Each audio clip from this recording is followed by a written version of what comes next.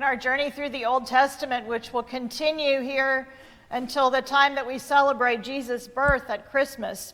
We've heard so far about the creation of the world, and we've heard about Abraham and Sarah having a baby, and about the Israelites being enslaved, and about Moses leading them out of slavery by the hand of God. So at this point now, they're not in Egypt anymore. The people aren't in Egypt, but they're not quite to their destination yet either. And God needs to teach the people some things about how to live together along the way. So he gives them what are most literally called words. Not commandments, but words. These are the 10 words. And he says that they should follow these. And the words are really sort of like categories. All the other rules that come later can fit into those categories. In another way of grouping them, Jesus will speak of them in only 2 categories: love the Lord your God and love your neighbor. So listen now to these words from Deuteronomy chapter 5, verses 1 through 21, and listen to what God is saying to you through these words.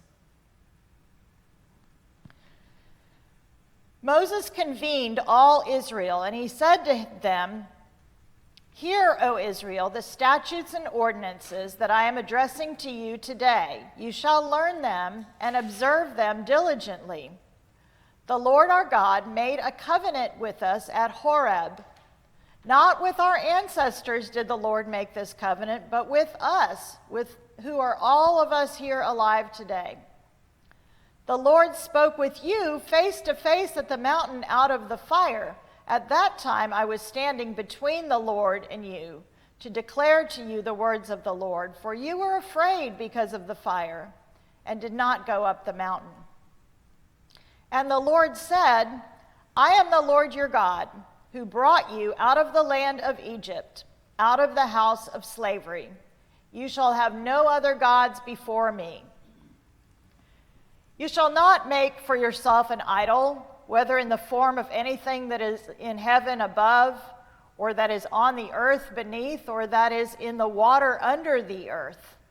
You shall not bow down to them or worship them, for I, the Lord your God, am a jealous God, punishing children for the iniquity of parents to the 3rd and 4th generation of those who reject me, but showing steadfast love to the 1000th generation of those who love me and keep my commandments. You shall not make wrongful use of the name of the Lord your God, for the Lord will not acquit anyone who misuses his name. Observe the Sabbath day and keep it holy, as the Lord your God commanded you. 6 days you shall labor and do all your work, but the 7th day is a Sabbath to the Lord your God. You shall not do any work, you or your son or your daughter, or your male or female slave, or your ox or your donkey or any of your livestock, or the resident alien in your towns, so that your male and female slave may rest as well as you. Remember that you were a slave in the land of Egypt, and the Lord your God brought you out from there with a mighty hand and an outstretched arm. Therefore, the Lord your God commanded you to keep the Sabbath day. Honor your father and your mother, as the Lord your God commanded you, so that your days may be long and that it may go well with you in the land that the Lord your God is giving you. You shall not murder, neither shall you commit adultery, neither shall you steal, neither shall you bear false witness against your neighbor, neither shall you covet your neighbor's wife, neither shall you desire your neighbor's house or field or male or female slave or ox or donkey or anything that belongs to your neighbor. This is the word of the Lord. Thanks be to God. Will the children come forward now?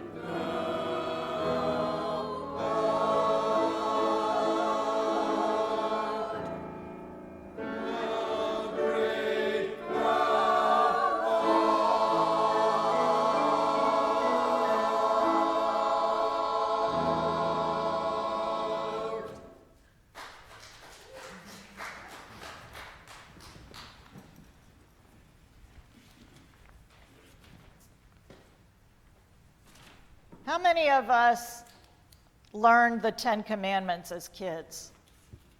You have to memorize them? Everybody okay, so go. What are they? Y'all don't remember? How do we do?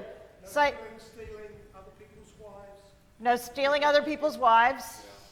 You know, it's funny because on that one there's a whole bunch of other stuff you're not supposed to covet, but that's the one people remember. Yeah. Respect your mother and father. What else? That's 2. We've got 2. Have no other gods. Have no other gods. Don't steal, don't kill. That's 5. Remember the Sabbath. Remember the Sabbath. We already got that one. What, Leanne? No slander. Very good. Well, we've got 7 out of 10. Lord's name in vain. We got, Lord's name in vain. That's 8. We're almost there. Did we say, we said that one. Did we say idols? No other God. Yeah, we said. All right, well, we're close. Good job, y'all. We have the basic idea. Basic, we're getting there. I've known preachers who have taken these 10 commandments, these 10 words, and done a whole series on them when you get one commandment each week and why it's important and how it applies to our lives. But I'd like to keep us moving along through this big story a little more than that. So I do want to focus on one commandment in particular today, and that is the commandment to recognize the Sabbath day as a day of rest. And I'll tell y'all that I'm trying to get myself organized, so I've decided every day I have one chore around the house, and my chore on Sunday is nap. So I'm trying. If you look back at the passage that I read, you'll notice there are actually more verses about this category, about this commandment, than any of the other commandments. 4 verses, including an explanation by God himself about why this is so important. God says, remember that you were a slave in the land of Egypt, and the Lord your God brought you out from there with a mighty hand and an outstretched arm. Therefore, the Lord your God commanded you to keep the Sabbath day. Remember that you were a slave in Egypt, and I brought you out of there. Even back at the beginning of the chapter, before any of the commandments, God defines himself. He clarifies which God he is. He doesn't say, I'm the God who created the earth, or I'm the God who called Abraham and made you into the nation you are now. He says, I'm the Lord your God who brought you out of Egypt, out of the house of slavery. This is a repeated phrase throughout the Old Testament. And in fact, though people have all kinds of names for God and all kinds of descriptions of who God is, this is the way that God defines himself over and over and over again. I am the God who brought you out of slavery.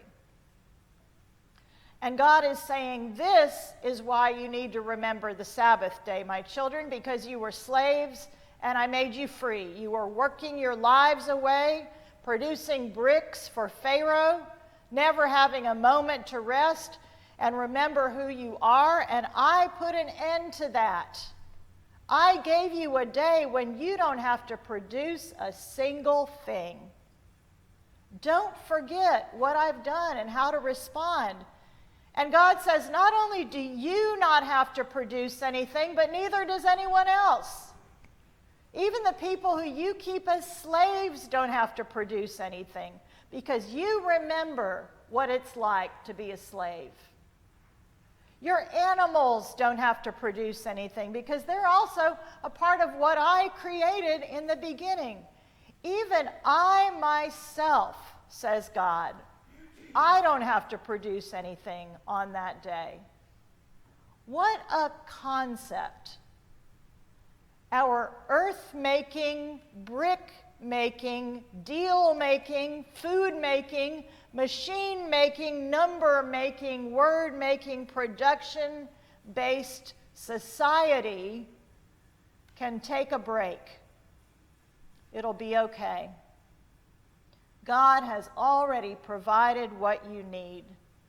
So rest. The world will go on. Walter Brueggemann, who was a professor of mine in seminary and a professor of David Llewellyn, also says this about Sabbath. That divine rest on the seventh day of creation has made clear, A, that Yahweh is not a workaholic, B, that Yahweh is not anxious about the full functioning of creation, and C, that the well-being of creation does not depend on endless work. And so, when we're no longer killing ourselves with brick making or whatever form that might take for us, we're invited instead to focus on each other. We're invited to be neighbors to each other, to follow all of those words, categories, commandments that follow this one. Don't kill, don't steal, don't covet, be faithful in your relationships, don't lie. It's your anxiety over having enough that will lead you to do all these things. And it's true. Wars start because we think someone else took our stuff, our land, our food, our resources, our oil. We kill each other because we don't know how to rest and trust God that there is enough for all of us. We lie about each other because of our own desire to produce the most stuff. We cheat and steal and do all kinds of awful things simply because we're so enslaved to our way of life. But in honoring the Sabbath, we're resisting that enslavement. We're saying that we can take time away from the bricks, take time away from the production to simply be neighbors to each other. We're invited to hear each other, love each other, honor each other, no matter who that neighbor might be, as Jesus will teach.